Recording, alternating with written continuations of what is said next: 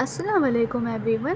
तो last video में हम लोग ने अपने नए चैप्टर का आगाज़ किया था which was chapter 7 fluid dynamics. ठीक है, इसके अंदर हमने विस्कोसिटी के कॉन्सेप्ट को देखा था और देखा था कि विस्कस फोर्सेस क्या होती हैं और उसका एक फार्मूला ड्राइव किया था। ठीक है, तो आज की वीडियो में हम लोग डिस्कस करेंगे कि स्ट्रोक्स लॉ क्या है और टर्मिनल वेलोसिटी का फार्मूला भी ड्राइव करके देखेंगे। ठीक है, अच्छा तो अब सबसे पहले हम देखते हैं कि भाई ये स्ट्रोक्स लॉ क्या, कौन सा लॉ था भाई। ये स्ट्रोक साहब ने हमारे दिया था। अब हम देखते हैं इसमें क्या बात हुई थी। देखो मेरे पास क्या है, सिंपल एक क्या है, एक सिलेंडर है। ठीक है, ये मेरे पास एक सिलेंडर है और इसके अंदर एक विस्कस फ्लूइड भरा हुआ है। विस्कस फ्लूइड और विस्कस फोर्सेस का कॉन्सेप्ट मैंने लेक्चर नंबर 1 में अच्छे से समझाया था। ठीक है, तो मेक श्योर करिएगा कि लेक्चर नंबर 2 को देखने से पहले लेक्चर 1 आपका क्लियर हो। ठीक है, अब देखो मेरे पास क्या है, कंटेनर है जिसके अंदर मेरे पास क्या भरा हुआ है, विस्कस फ्लूइड भरा हुआ है। मैंने क्या किया, इस विस्कस फ्लूइड के अंदर एक स्फेयर को ड्रॉप कर दिया। अभी मेरे पास एक स्फेयर है। ठीक है, ये स्फेयर है, मैंने इसको इस विस्कस फ्लूइड में ड्रॉप कर दिया। ठीक है, अब जब मैंने ड्रॉप किया तो इसका जो वेट है, ज़ाहिर है कोई ना कोई ऑब्जेक्ट है भाई, ज़ाहिर है कोई ना कोई ऑब्जेक्ट है, स्फेरिकल है, भले इसका कोई ना कोई वेट होगा, मतलब मास होगा, जब तो इसका कोई ना कोई वेट होगा ना। मैंने इसको फ्लूइड में जैसे ही डाला तो अब ये क्या करेगा, नीचे की तरफ डाउनवर्ड जाना शुरू हो जाएगा, है ना भाई, ऑब्वियस है। अभी हम लोग यही मानते हुए चल रहे हैं कि वेट ग्रेटर देन अपथ्रस्ट से। हमने फ्लूइड स्टैटिक्स में एक कॉन्सेप्ट पढ़ा था अपथ्रस्ट का, जिसको हमने बॉयंट फोर्स भी कहा था और उसका फॉर्मूला भी देखा था, रॉ जी वी के बराबर था, है ना। ये सब चीज़ें भी जो अपथ्रस्ट वाली थी, ये सारी हम लोग फ्लूइड स्टैटिक्स में डिस्कस करके आए थे। ठीक है, तो मेक श्योर करिएगा चैप्टर नंबर 6 पहले ही क्लियर हो। ठीक है, अब जैसे ही मैंने इसको इसके अंदर डाल दिया, ये मेरे पास जो स्फीयर था इसको मैंने विस्कस फ्लूइड के अंदर डाला, तो क्या होगा, इसके ऊपर एक ना एक ऊपर की तरफ फोर्स एक्ट करेगी जो कि अपथ्रस्ट फोर्स है ना भाई, जो पानी इसके ऊपर लगाएगा, है ना। अगर वेट, इसका वेट ग्रेटर देन, हम यही मानते हुए चल रहे हैं कि वेट ग्रेटर देन अपथ्रस्ट है, सही है। तो ये क्या करेगा, नीचे जाएगा, नीचे की तरफ जैसे ही जाना शुरू होगा। अब देखो मैंने क्या किया है, स्फीयर को ड्रॉप किया विस्कस फ्लूइड में। अब जैसे जैसे जो स्फीयर है वो नीचे की तरफ आना शुरू होगा, तो जो विस्कस फ्लूइड है, अब विस्कस फ्लूइड है मतलब उसके अंदर विस्कोसिटी प्रेजेंट है, विस्कस फोर्सेस एक्ट कर रही होंगी। और विस्कस फोर्सेस क्या है भाई, जो ऑब्जेक्ट को रिटार्ड करेंगी उसके मोशन को, है ना भाई। अब जैसे ये स्फीयर है मेरे पास, ये नीचे की तरफ आ रहा है, ये विस्कस ये विस्कस फ्लूइड है पूरा। ये विस्कस जो फ्लूइड है इसके अंदर भी मॉलिक्यूल्स हैं, इसके जो मॉलिक्यूल्स होंगे, विस्कस फ्लूइड के मॉलिक्यूल्स जो होंगे वो इसके मोशन को रिटार्ड करेंगे, यानी कि इसकी तरफ ऊपर की तरफ एक फोर्स लगाएंगे इस स्फीयर के ऊपर, है ना भाई, ऊपर की तरफ लगाएंगे। ये थोड़ा सा इमेजिनरी है, इसको इमेजिन करिए खुद के, कोई ना कोई मैंने स्फीयर लिया हुआ है, उसको विस्कस फ्लूइड में डाला है। विस्कस फ्लूइड जैसे कोई ग्लिसरीन हो सकती है, हनी हो सकता है, सही है भाई। ठीक है, उसके अंदर विस्कस फोर्सेस प्रेजेंट होंगी जो इस स्फीयर को नीचे आने से रोकेंगी, इसके मोशन को रिटार्ड करेंगी, यानी कि ऊपर की तरफ फोर्स लगाएंगी, जो जिस फोर्स को हम कहते हैं ड्रैग फोर्स कहते हैं। ड्रैग फोर्स कौन सी फोर्स है, जो विस्कस फ्लूइड के मॉलिक्यूल्स स्फीयर के ऊपर, ऑब्जेक्ट के ऊपर लगा रहे हैं इस ऑब्जेक्ट के मोशन को रिटार्ड करने के लिए। ऑब्जेक्ट कहाँ चल रहा है, नीचे। अपथ्रस्ट तो पहले ही, अपथ्रस्ट तो है ही कि वो जब भी कोई ऑब्जेक्ट फ्लूइड के अंदर जाएगा अपथ्रस्ट तो लगना ही लगना है। ये जो एडिशनली यहाँ पे क्या हो रहा है, विस्कोसिटी की वजह से ऊपर की तरफ जो मॉलिक्यूल्स, ये जो स्फीयर है जैसे नीचे आ रहा है, ये जो मॉलिक्यूल्स है सराउंडिंग के, ये चाह रहे हैं ये ऊपर की तरफ, जब ऊपर की तरफ इसको फोर्स लगा रहे हैं जो कि हमारे पास ड्रैग फोर्स कहलाती है, जिसको हम कहते हैं ड्रैग फोर्स। ठीक है, ये ड्रैग फोर्स कौन लगा रहा है, विस्कस फ्लूइड के मॉलिक्यूल्स लगा रहे हैं स्फीयर के मोशन को रिटार्ड करने के लिए। अच्छा, अब ये जो ड्रैग फोर्स का कॉन्सेप्ट था, इसके ऊपर ये स्ट्रोक्स साहब थे, इन्होंने काम किया था और इन्होंने एक्सपेरिमेंटली फाउंड किया था कि ये जो ड्रैग फोर्स होती है ना, ये डायरेक्टली प्रोपोर्शनल होती है ईटा के। ठीक है, जो कि क्या था, कोफिशिएंट ऑफ विस्कोसिटी, जो गाढ़ापन बताती थी किसी भी फ्लूइड का, है ना भाई, रेडियस के, ठीक है, और वेलोसिटी के। ये जो डायरेक्ट रिलेशन नहीं, सारे ये स्ट्रोक साहब ने निकाले थे, खुद एक्सपेरिमेंटली कैलकुलेट हुए थे। ठीक है भाई, ये क्या है भाई, ये वेलोसिटी है, स्फीयर की वेलोसिटी। आगे चल के टर्मिनल वेलोसिटी पे बात करेंगे इस पे। ये क्या है, फ्लूइड की वेलोसिटी कह रही हूँ, विस्कोसिटी, फ्लूइड की विस्कोसिटी, कि फ्लूइड कितना मेरा गाढ़ा है, फ्लूइड कितना गाढ़ा है। ठीक है, और ये साइज़ है, ये रेडियस है। ठीक है, रेडियस है, ये स्फीयर है ना, तो दैट इसका कोई ना कोई अपना रेडियस ही होगा भाई। ठीक है, अच्छा अब ये प्रोपोर्शनलिटी कांस्टेंट जैसी हटेगा, ये प्रोपोर्शनलिटी जैसी हटेगा तो हमारे पास एक कांस्टेंट वैल्यू आती है ना भाई। तो जैसे ये प्रोपोर्शनलिटी हटा तो मेरे पास एक कांस्टेंट वैल्यू है जो कि है 6 पाई। ठीक है, अच्छा ये एक्सपेरिमेंटली उन्होंने प्रूव किया था ये सब कुछ। ठीक है, ये आ गई मेरे पास वो कांस्टेंट वैल्यू, ठीक है। अब ये जो मेरे पास ड्रैग फोर्स है, ये ड्रैग फोर्स किस पे डिपेंड कर रही है भाई, ईटा पे भी, आर पे भी और वी पे भी। ये एक सेल्फ एडजस्टिंग फोर्स होता है और नॉट नेसेसरी कि जो ये ड्रैग फोर्स है ये हमेशा ऊपर की तरफ ही लगेगी। अगर भाई ये जो स्फीयर है ये तो अभी डाउनवर्ड आ रहा था ना, अगर ये स्फीयर ऐसे आ रहा हो, ऐसे आ रहा हो, नीचे से ऊपर आ रहा हो, तो ये जो ड्रैग फोर्स है फिर ये ऐसे डाउनवर्ड लग रही होगी, ठीक है। ये सेल्फ एडजस्टिंग फोर्स है मेरे पास, ठीक है। और ये जो ड्रैग फोर्स है ये इंक्रीज़ हो जाएगी, ये ड्रैग फोर्स इंक्रीज़ उस वक्त होगी, कहाँ गई ये ड्रैग फोर्स, इंक्रीज़ कब होगी, जब इसकी वेलोसिटी इंक्रीज़ होगी। डायरेक्ट रिलेट कर रही है ना, जैसे जैसे इसकी वेलोसिटी इंक्रीज़ हो जाएगी, टर्मिनल वेलोसिटी जिसको हम कह रहे होंगे, टर्मिनल वेलोसिटी जैसे जैसे इंक्रीज़ होगी वैसे ही मेरी ये ड्रैग फोर्स इंक्रीज़ हो जाएगी। टर्मिनल वेलोसिटी मतलब देखो, अभी टर्मिनल वेलोसिटी को और अच्छे से आगे हम लोग डिफाइन करेंगे। टर्मिनल वेलोसिटी अभी जिस वेलोसिटी के साथ ये स्फीयर इस के अंदर, इस विस्कस फ्लूइड के अंदर आता जा रहा है, वो मेरे पास इसकी वेलोसिटी है, ठीक है। अच्छा, अभी तक हमने क्या बात की, सिंपल, मैंने एक स्फीयर लिया था, उसको इमर्स किया इस विस्कस फ्लूइड के अंदर, ठीक है। स्फीयर अपने वेट की वजह से नीचे आता जा रहा था और ऊपर की तरफ एक तो ऑब्वियस अंडरस्टूड है कि फ्लूइड इसके ऊपर अपथ्रस्ट लगाएगा, ठीक है। और एक कौन सी अपवर्ड डायरेक्शन में इसके ऊपर फोर्स लगेगी, ये जो मॉलिक्यूल्स हैं, विस्कस फ्लूइड के जो मॉलिक्यूल्स हैं वो इसके मोशन को रिटार्ड कर रहे होंगे, रोक रहे होंगे नीचे आने से, वो ऊपर जो फोर्स लग रही होगी वो मेरे पास क्या होगी, ड्रैग फोर्स, ठीक है। अभी इतनी बात समझ आती है तो आगे चलते हैं। अच्छा, अब देखो ये यहाँ पे क्या हुआ था भाई, ये मेरे पास क्या था, विस्कस फ्लूइड था, ये रहा पूरा मेरे पास विस्कस फ्लूइड, ठीक है। मैंने इसके अंदर एक स्फीयर को इमर्स किया था, ठीक है। इसकी कोई ना कोई वेलोसिटी थी, मतलब देखो अभी तो जब इनिशियली ऊपर मतलब इमर्स पूरे तरीके से नहीं किया था तब तो इनिशियली तो ज़ीरो ही थी, लेकिन जो इमर्स किया तो कोई ना कोई आते नीचे नीचे नीचे आते आते इसकी वेलोसिटी आहिस्ता आहिस्ता चेंज हो रही होगी, ठीक है। अब भला इसकी वेलोसिटी चेंज क्यों हो रही है भाई, ज़ाहिर है इसके ऊपर कोई ना कोई अनबैलेंस फोर्स अमल में आई है। अच्छा देखो, अनबैलेंस फोर्स ज़ीरो तो तब होती है, देखो अगर हम बोल रहे हैं कि कोई ऑब्जेक्ट यूनिफॉर्म वेलोसिटी के साथ मूव कर रहा है, यानी उसकी वेलोसिटी में कोई चेंज नहीं आ रहा है, तो इसका मतलब उसके ऊपर अनबैलेंस फोर्स ज़ीरो है ना भाई। अच्छा, कोई ऑब्जेक्ट रेस्ट में है तो ऑब्वियस उसके ऊपर कोई ना कोई अनबैलेंस फोर्स जो अमल में आ रही है वो ज़ीरो है, जब भी वो अपनी जगह पे रुका हुआ है, ठीक है। लॉ ऑफ इनर्शिया यही तो है, ठीक है भाई। अच्छा, अब देखो इसमें क्या हुआ था, ऊपर की तरफ जो फोर्स लग रही थी वो अपथ्रस्ट थी, है ना। और हमने एक और तरीके से बताया कि जो मॉलिक्यूल्स इसके ऊपर इसके मोशन को रिटार्ड करने के लिए फ़ोर्स लगा रहे हैं, जिसको हमने ड्रैग फोर्स का नाम दिया था, वो भी अपवर्ड है ना भाई। अच्छा, और मैंने क्या बोला था कि स्फीयर नीचे क्यों आ रहा है, क्योंकि इस पूरे में मान के यही चलना पड़ेगा कि वेट डोमिनेंट है अपथ्रस्ट के ऊपर, जब भी तो नीचे आएगा भाई ये, वरना तो ऊपर ही फ्लोट कर जाएगा ना, वरना तो इस तरह लॉ भी नहीं आ सकेगा, ठीक है। अब जो इसके ऊपर अनबैलेंस फोर्स लग रही है, अनबैलेंस फोर्स वो किसके बराबर है, वो ज़ाहिर है W माइनस अपथ्रस्ट है, वो ज़ाहिर है W माइनस अपथ्रस्ट है, क्योंकि वेट ग्रेटर देन है अपथ्रस्ट से, वेट ज़्यादा है अपथ्रस्ट के मुकाबले में, जब भी तो स्फीयर नीचे आ रहा है। और यही अनबैलेंस फोर्स है हमारे पास जो लग रही है, वही अनबैलेंस फोर्स हमारे पास क्या है, ड्रैग फोर्स है ना भाई। और ड्रैग फोर्स भी क्या है, ऊपर की तरफ लग रही है ना भाई। और जैसे जैसे स्फीयर नीचे आ रहा है इसकी वेलोसिटी क्या हो रही है, बढ़ रही है, इसकी वेलोसिटी बढ़ती जा रही है। देखो इनिशियली तो ज़ीरो थी ना, फिर जैसे जैसे नीचे आता जा रहा है चेंज होती जा रही है, बढ़ती जा रही है ना भाई। लेकिन जो एक्सेलरेशन है वो कम हो रही है, एक्सेलरेशन कम हो रही है, वेलोसिटी बढ़ी है। अब एक्सेलरेशन कम क्यों हो रही है भाई, क्योंकि यहाँ पे एक फोर्स मेरे पास एक एफ ड्रैग लग रही है जो इसके मोशन को क्या कर रही है, रिटार्ड कर रही है। जो क्या था, ये विस्कस फ्लूइड के मॉलिक्यूल इस स्फीयर के ऊपर लगा रहे हैं इसके मोशन को रिटार्ड करने के लिए। इस वजह से यानी कि इसकी जो वो है वेलोसिटी तो बढ़ रही है, लेकिन इसकी जो एक्सेलरेशन है वो रिटार्ड हो रही है, कम हो रही है। अच्छा, अभी जो मेरे पास एक्सेलरेशन है ये ज़ीरो कब होगी, ये ज़ीरो एक पॉइंट के ऊपर, देखो जब स्फीयर नीचे आता जा रहा है, अपथ्रस्ट भी ऊपर लग रही है ना भाई, वेट तो लेकिन नीचे ही है इसका डायरेक्टेड, और इसके ऊपर अनबैलेंस लगने वाली फ़ोर्स कितनी है, अनबैलेंस फोर्स कितनी है, W माइनस यू।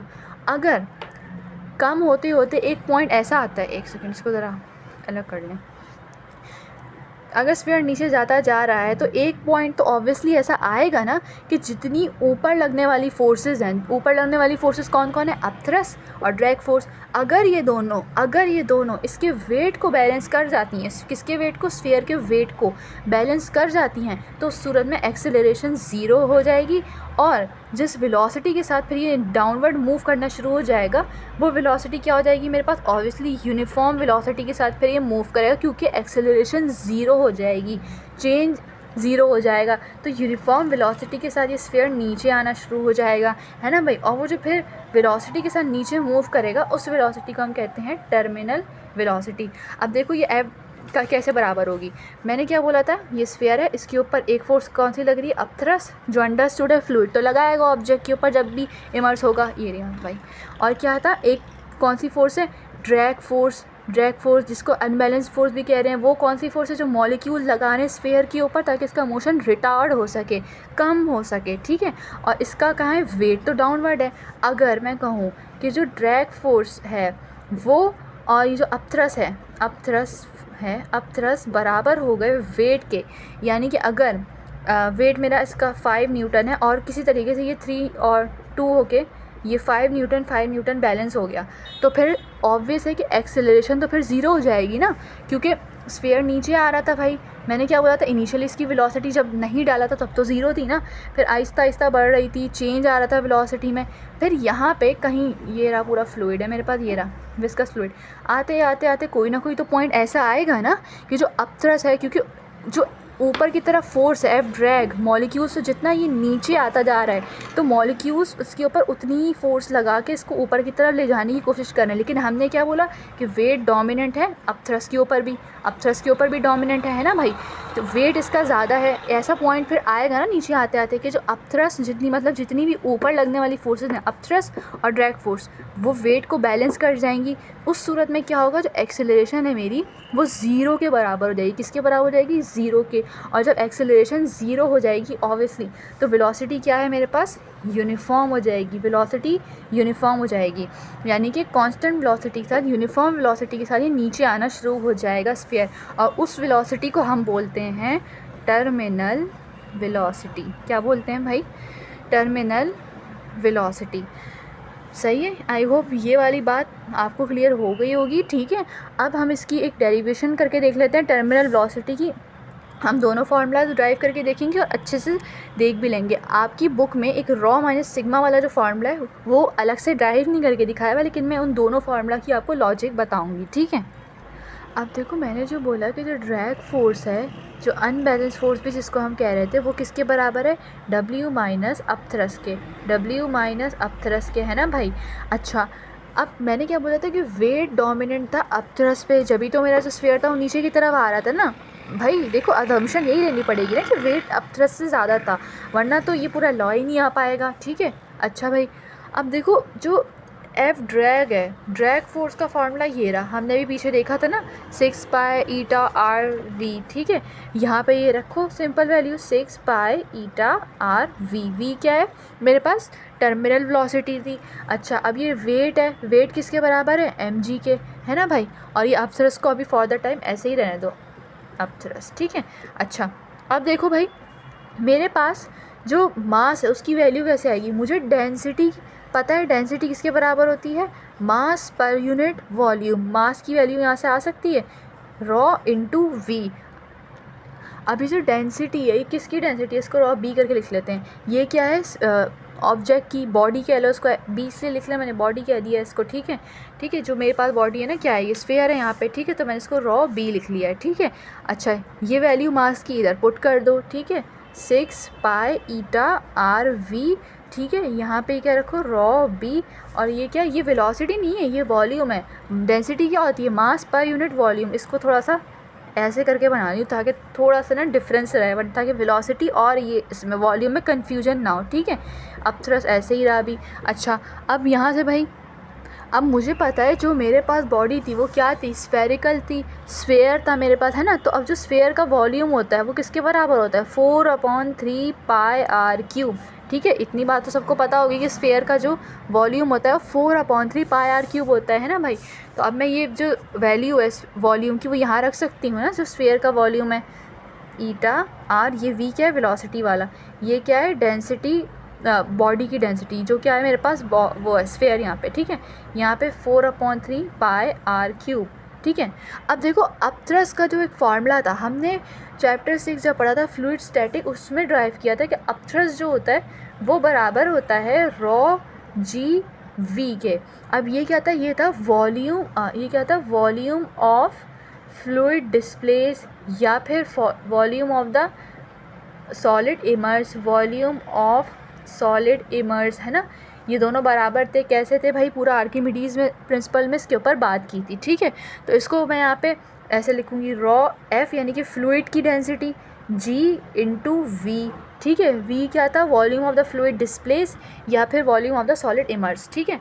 ये इसके ऊपर पूरी बात आर्किमिडीज़ प्रिंसिपल में ऑलरेडी हमने डिटेल में कर ली थी, ठीक है।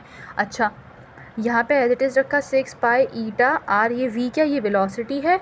Rho be density of body, 4/3 pi R cube, simple ऐसे ही रखा। रॉ एफ यानी कि डेंसिटी ऑफ फ्लूइड, ठीक है। मेरे पास क्या है, विस्कस फ्लूइड है तो उसकी डेंसिटी है। यहाँ पे जी भी एज इट इज़ रखा। अब देखो ये वी क्या है, मैंने क्या बोला, ये volume of the solid immerse या फिर volume of the fluid displace, एक ही बात है, क्योंकि जितना वॉल्यूम इमर्स होगा उतना ही फ्लूइड डिस्प्लेस होगा, ठीक है भैया, सही है। अच्छा, अब देखो volume of the solid immerse, solid कौन सा इमर्स हुआ था मेरे पास, स्फेरिकल हुआ था, जिसका वॉल्यूम क्या है 4/3 पाई आर क्यूब, ऐसे कर लो। अच्छा, अब मुझे क्या कॉमन नज़र आ रहा है इसमें, पाई 4/3 वाला फैक्टर कॉमन नज़र आ रहा है, 4/3 पाई आर क्यूब कॉमन है, उसको कॉमन आउट कर लिया मैंने। जी भी तो कॉमन आएगा, जी नहीं लिखा मैंने, क्या अल्लाह, मैंने यहाँ पे पूरी तरह जी नहीं लिखा, यहाँ पे आएगा, कहाँ गया, ऐसे गायब कैसे कर दिया। मास की वैल्यू मैंने लिखी ना, मास की वैल्यू क्या आती है, रॉ बी इंटू वी, ठीक है। ये वॉल्यूम था और ये जी मैंने साथ साथ शायद कॉपी करना ही भूल गई, ये रहा जी, यहाँ पे भी है ना भाई, सही है, देख लीजिएगा उसको, सही है। अच्छा, जी भी यहाँ से कॉमन आएगा फिर, क्योंकि दोनों में जी आ रहा है। ये क्या है, acceleration due to gravity. Bracket में क्या बचा, रॉ बी यानी कि डेंसिटी ऑफ द बॉडी कह लो या डेंसिटी ऑफ द स्फीयर कह लो भाई, सही है। यहाँ पे क्या बचा, डेंसिटी ऑफ द फ्लूइड। अच्छा भाई, अब यहाँ से जो भी कैंसिल हो रहा है उसको कैंसिल कर दो, ठीक है। यहाँ से कैंसिल क्या क्या हो रहा है भाई, रेडियस हो रहा है, ये रहा, पाई से पाई कैंसिल हो गया, आर से एक आर कैंसिल हो गया, आर स्क्वायर यहाँ पे बच जाएगा, और ये 2 के टेबल से कैंसिल, 2 2 द 4, 2 3 द 6, ठीक है। अब मुझे वैल्यू किसके लिए चाहिए, टर्मिनल वेलोसिटी के लिए चाहिए। तो टर्मिनल वेलोसिटी के लिए वी को यहाँ पे एज इट इज़ रहने देंगे, ठीक है। जो जो यहाँ पे है मतलब मल्टीप्लाई में, उसको वहाँ ले जाके डिवाइड कर दो भाई, सिंपल क्या हो जाएगा, 2 एज इट इज़, ये 3 मल्टीप्लाई हो रहा है, यहाँ के डिवाइड हो जाएगा, 2/9 आर स्क्वायर जी। अब ये जो ईटा, यहाँ ये ईटा भी है, ये तो एज इट इज़ रहा, rho B minus rho F upon eta, eta यहाँ पे आके डिवाइड हो गया, ठीक है। ये मेरे पास फॉर्मूला आया टर्मिनल वेलोसिटी के लिए। अब आपकी बुक में क्या है, इसको सिग्मा लिखा हुआ है, आपकी बुक में ऐसे होगा 2/9 आर स्क्वायर जी, इसको रॉ माइनस सिग्मा, ठीक है, सिग्मा अपॉन ईटा। सिग्मा किसको बोला हुआ है, डेंसिटी ऑफ फ्लूइड को, ठीक है भाई। अच्छा, अब देखो आपकी बुक में ना इसको सिंपल कैसे करके लिखा हुआ है, 2r स्क्वायर जी, मेरा 9 रॉ अपॉन ईटा। अब यहाँ पे उन्होंने क्या किया, उन्होंने सिग्मा को ज़ीरो कर लिया है। अच्छा, अब वो सिग्मा ज़ीरो कब होगा, अगर जो डेंसिटी ऑफ फ्लूइड है, डेंसिटी ऑफ फ्लूइड बहुत बहुत बहुत बहुत छोटी है डेंसिटी ऑफ द बॉडी से, तो उस केस में क्या होगा, ये जो मेरे पास सिग्मा होगा ये ज़ीरो हो जाएगा। आपकी बुक में ये वाला फार्मूला डायरेक्ट लिखा हुआ है, ठीक है। इसको हम ऐसे वी टी यानी कि टर्मिनल वेलोसिटी का फार्मूला है, और ये ज़ीरो कब हुआ है मेरे पास, रॉ एफ, जब ये जो रॉ एफ है बहुत बहुत छोटा है रॉ पी के मुकाबले में। इसकी बिल्कुल एग्जैक्ट एग्जांपल है आपकी बुक में, उसको अभी हम करते हैं, ठीक है, ताकि ये बात और क्लियर हो जाए। देखिए एग्जांपल नंबर 7.1 में क्या बोला हुआ है कि मुझे निकालनी है टर्मिनल वेलोसिटी, ठीक है, टर्मिनल वेलोसिटी मुझे निकालनी है। एक मेरे पास रेन ड्रॉप है जो एयर में मौजूद है, और ये जो अराउंड में पूरी क्या है, एयर है। एयर क्या है मेरे पास, फ्लूइड है ना भाई। अभी जो एयर है मेरे पास ये क्या है, फ्लूइड है, मैंने बताया था चैप्टर 6 में कैसे है। अच्छा, और एयर की यानी कि देखो मेरे पास फार्मूला क्या था, सबसे पहले तो 2gr² अपॉन 9 इंटू ईटा, ठीक है, और ये क्या था, रॉ माइनस सिग्मा। हमने पीछे अभी जब स्ट्रोक्स लॉ कर रहे थे उसमें ड्राइव करते हुए इसको ऐसे लिखा था, rho B minus rho f, ठीक है। रॉ एफ क्या था, density of fluid, density of fluid को सिग्मा से डिनोट कर रहे हैं आपकी किताब में, ठीक है। और रॉ बी हमने लिखा था, ठीक है, वो सिंपल क्या है, ये डेंसिटी है। डेंसिटी किस चीज़ की, जो भी स्फेयर या ऑब्जेक्ट जो भी इमर्स होगा मेरे पास इसके अंदर, क्या है, फ्लूइड के अंदर, ठीक है। यहाँ पे मेरे पास कौन सा ऑब्जेक्ट है जो इसके अंदर मौजूद है फ्लूइड में, वो रेन ड्रॉप है। तो रेन ड्रॉप की डेंसिटी क्या गिवन है मुझे, वो बना हुआ किस चीज़ का, पानी का बना हुआ है, ठीक है। तो पानी की डेंसिटी होगी 1000 किलोग्राम पर मीटर क्यूब। और एयर की डेंसिटी क्या है, जिसको हमने सिग्मा से डिनोट किया हुआ है, 1 किलोग्राम पर मीटर क्यूब, ठीक है। और जो ईटा है मेरे पास, coefficient of viscosity, coefficient of viscosity fluid का गाढ़ापन, वो क्या है, एक्सपोनेंट -3 न्यूटन सेकेंड पर मीटर स्क्वायर, ये इसका यूनिट है, ठीक है। पिछली वीडियो में ड्राइव भी करके दिखाया था ना। अच्छा, और रेडियस क्या है भाई मेरे पास रेन ड्रॉप का, 0.2 सेंटीमीटर, मीटर में कन्वर्ट कर लेंगे तो हो जाएगा 2 एक्सपोनेंट -3 मीटर, ठीक है। अब मुझे क्या करना है, सिंपल वीटी निकालनी है, टर्मिनल वेलोसिटी निकालनी है। फॉर्मूला सबसे पहले हमने लिखा 2gr², 9 eta multiply by raw minus sigma. अब यहाँ पे देखो मेरे पास जो डेंसिटी है ऑब्जेक्ट की वो 1000 है, 1000 है। और जो एयर की डेंसिटी, फ्लूइड की डेंसिटी वो 1 है। तो 1 था, वो जो मेरे पास 1 है, यानी कि मैं कह सकती हूँ ना कि जो डेंसिटी ऑफ फ्लूइड है वो वेरी वेरी वेरी स्मॉल है इसमें, इसके मुकाबले में, रॉ बी के मुकाबले में या रॉ के मुकाबले में, यानी कि जो भी डेंसिटी है उसकी ऑब्जेक्ट की, उसके मुकाबले में फ्लूइड की डेंसिटी तो बहुत कम है ना, एयर की डेंसिटी बहुत कम है। एयर क्या है, एक फ्लूइड है खुद, है ना भाई। अच्छा, अब हम क्या करेंगे, हम अल्टीमेटली सिग्मा को 0 ले सकते हैं। क्यों भाई, देखो अगर मैं 1000 में से 1 को निकाल दूँ तो मेरे पास आंसर क्या आएगा, 999, है ना भाई। तो अगर मैं 1000 में से 1 निकाल दूँ तो कोई ख़ास फ़र्क तो नहीं पड़ेगा ना मेरी कैलकुलेशन के ऊपर, इसलिए हम क्या करेंगे, सिंपल उसको 0 ले लेंगे सिग्मा को, ठीक है। अब क्या करें भाई, सिंपल वैल्यू डालें और आंसर कैलकुलेट कर लें, ठीक है। यही लॉजिक थी सिर्फ इस बात की कि सिग्मा को आपकी किताब में डायरेक्ट 0 लेके दिखाया हुआ है, उसको अलग से ड्राइव नहीं किया था, ठीक है। अच्छा, ये मेरे पास रॉ क्या है, पानी की डेंसिटी 1000, ठीक है। इसको तो मैंने 0 कर दिया, कैलकुलेट कर लें सिंपल। अब देखो कैलकुलेट करने के बाद मेरे पास जो आंसर आ रहा है वो आ रहा है 8.711 मीटर पर सेकेंड। और आप अपनी बुक में देखें, आपकी बुक में सिंपल कैसे किया हुआ था, मतलब उन्होंने क्या किया था, सिंपल 1000 में से 1 को माइनस करके किया था, यानी कि सिंपल 1000 की जगह 999 से मल्टीप्लाई किया था। देख लें भाई, देखिए आंसर तो अनकरीब बिल्कुल सही में 8.7 है इनका, मेरा 8.711 है, ठीक है। तो आंसर पे तो कोई वो नहीं पड़ा ना। तो सिंपल इस जो फॉर्मूले का मकसद ये था, जो मैंने 0 करके आपको दिखाई है, वो यही था कि जो हमारे पास जब भी डेंसिटी ऑफ फ्लूइड बहुत बहुत बहुत छोटी होगी डेंसिटी ऑफ द उसके ब्लॉक के मुकाबले में, ब्लॉक कह रही हूँ बॉडी के मुकाबले में, तो आप उसको 0 ले सकते हैं, ठीक है।